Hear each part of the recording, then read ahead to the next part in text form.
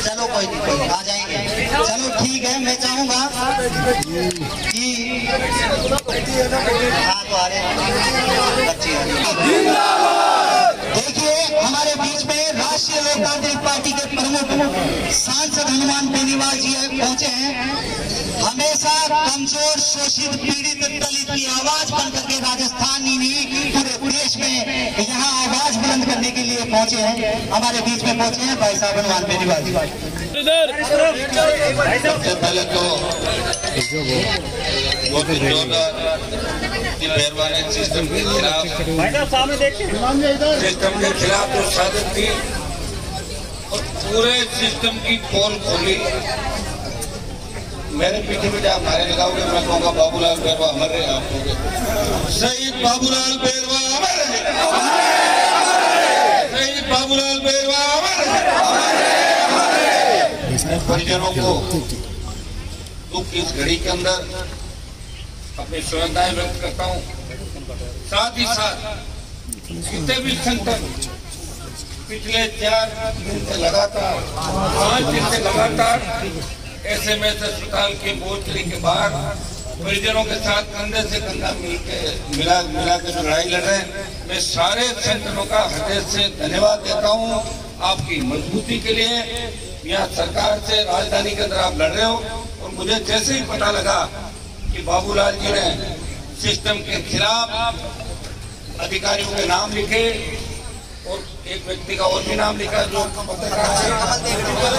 इनके नाम लिखने के बाद उन्होंने अपने प्राण न्यौछावर किए।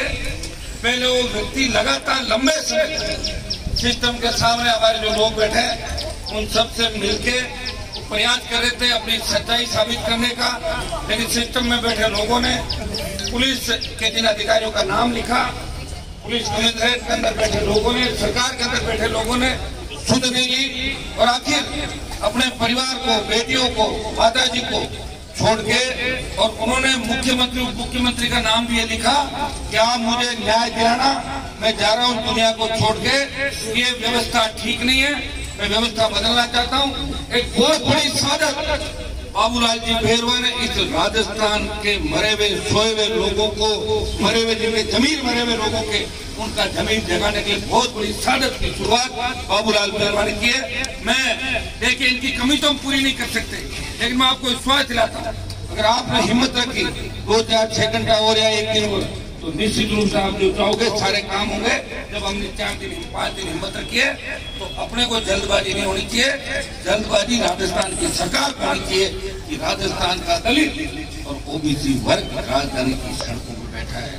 अगर आपकी तरफ देख भी लिया तो राजस्थान के गांव-गांव, ढाणी से लाखों की तादाद के अंदर नौजवान उठ के इस राजधानी को घेर लेंगे और भैयालाल जी की सरकार जो वैसे ही नहीं चल रही है उसका चलना दूर कर देंगे। मैं भाइयों इतना ही विश्वास आपको दिलाता हूँ कि हमें इसमें कोई पॉलिटिकल माइलेज के लिए तमाम 5 दिनों के अंदर कई लोग यहाँ पे आए, उनको भी धन्यवाद दूंगा कि उन्होंने दुख की घड़ी के अंदर इस परिवार के अंदर आके समझदारी व्यक्त करी, परिवार का साथ है, उन सबका धन्यवाद देता हूँ।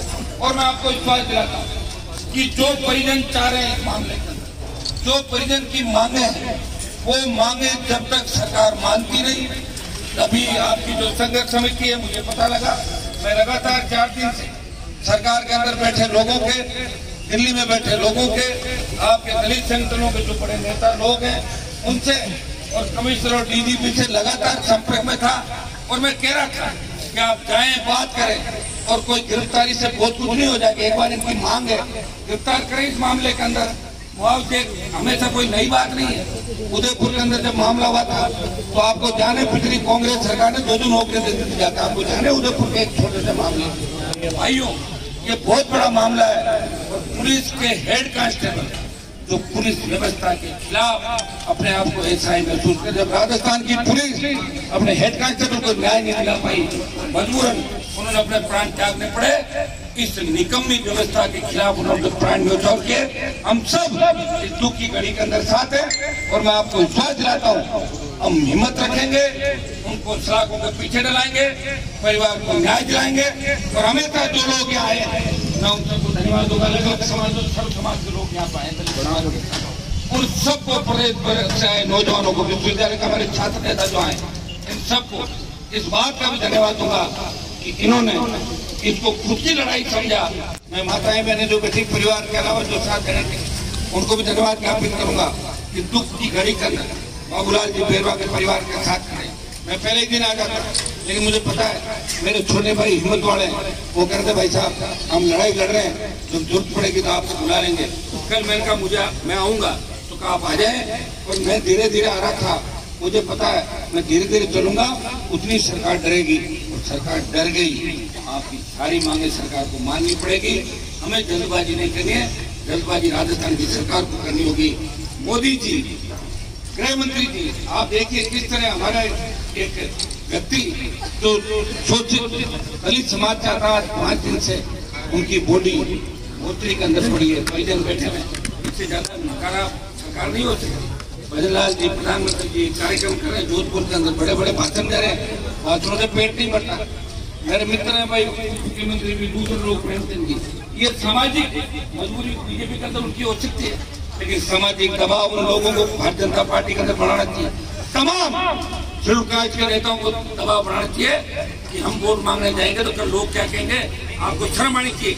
ऐसी व्यवस्था के खिलाफ इन लोगों को बात करने में एक बात आपको और भी कहूंगा कि अपने लोगों के खिलाफ नारेबाजी में अपनी करें, कोई मतलब अपना मकसद एक है कि भजनलाल सरकार और भारतीय जनता पार्टी की जो नकारा निकम्मी सरकार राजस्थान के अंदर बैठी है, वो इस मामले में विफल रही। और हमारे लोग कमजोर हैं, तभी तो शोषण हो रहा है हमारा। ये 70 साल की और व्यवस्था क्या है, अपने नेताओं को जिनको आप चुन के भेजते हो, वो वहां जाके पार्टियों को गुलाम बन जाते हैं। चाहे किसी भी समाज में, हमारे समाज में करते हैं, 70 साल के अंदर वो झंडा उठा के जय करते हैं। आप हम अलग नहीं है, थोड़ा सा ही अंतर 19-20। मैं आपको विश्वास दिलाता हूँ कि ये जो छेड़छाड़ हुई सुप्रीम कोर्ट के अंदर आरक्षण की जो राय थी, आपने भारत बंद का आह्वान किया, हम सब लोगों पार्लियामेंट के अंदर भी बाहर भी हम सब एक हैं। अभी SC/ST के साथ छेड़खानी हुई, फिर OBC के साथ हो गई, और धीरे धीरे आरक्षण व्यवस्था को खत्म करने के लिए दिल्ली की सरकार कटिबद्ध, आरक्षण को खत्म करके हम देश में अलग तरीके का राज लाना चाहते हैं। भाइयों, जो कि आज की राजनीतिक मत नहीं, इसलिए मैं आपको आह्वान करूंगा कि हमें मजबूती से डटे रहना है। मजबूती से डटे रहना ही सबसे बड़ी चीज है। सरकार के हाथ पांव फूले हुए हैं, सरकार डरी हुई है, अलग अलग जासूस दूसरे तरीके के लोग भेज के चाहते कैसे न कैसे करके और हम पीछा छुड़ाए। लेकिन जब तक सम्मानजनक बात नहीं हो जाती, पूरी मांगे सरकार हमारी मान नहीं लेती। बाबूलाल जी को सच्ची श्रद्धांजलि यही होगी कि हम सब इसके अंदर सब मतभेद बुला के एक ही बात का ध्यान रखें कि जो परिजन चाहते हैं, जो फेल सिस्टम है, इसके अंदर भजनलाल सरकार बड़ा एक्शन ले। भजनलाल जी वैसे एक्शन लेने वाले मुझे लगे नहीं, क्योंकि एक्शन अगर लेते तो इनकी मजाक थोड़ी उठती राजस्थान में। इस तरह मजाक उठ इनकी हर जगह जाते हैं, वो मजाक का पात्र बन जाते हैं। अब कोई इनकी सोई आत्मा जाग जाए राजधानी के अंदर, तो इतना बड़ा करते यहाँ पे हुआ कि पुलिस के हेड कांस्टेबल ने व्यवस्था के खिलाफ आत्महत्या करी और प्राण योद्धा कर दिया। मैं तो इनको शहीद कहूंगा, जिन्होंने पूरी व्यवस्था उंगली उठाई कि व्यवस्था बदलो। जिस तरह बाबा साहब संविधान के अंदर वोट का अधिकार आम आदमी को दिलाया, गरीब आदमी को दिलाया, अनपढ़ व्यक्ति को दिलाया। उस समय अनपढ़ों को वोट नहीं देने की बात चली कि अनपढ़ आदमी वोट क्यों देगा। तब उन्होंने कहा था कि देश गुलामी के लंबे दौर से गुजरा है, अगर अनपढ़ व्यक्ति वोट नहीं देगा तो सच्चा लोकतंत्र नहीं होगा। तो जय भीम के नारों के साथ आप मजबूती के साथ चल रहे हो, सही बात है, लेकिन हमारे लोग आज भी कई तरह में रहते हैं।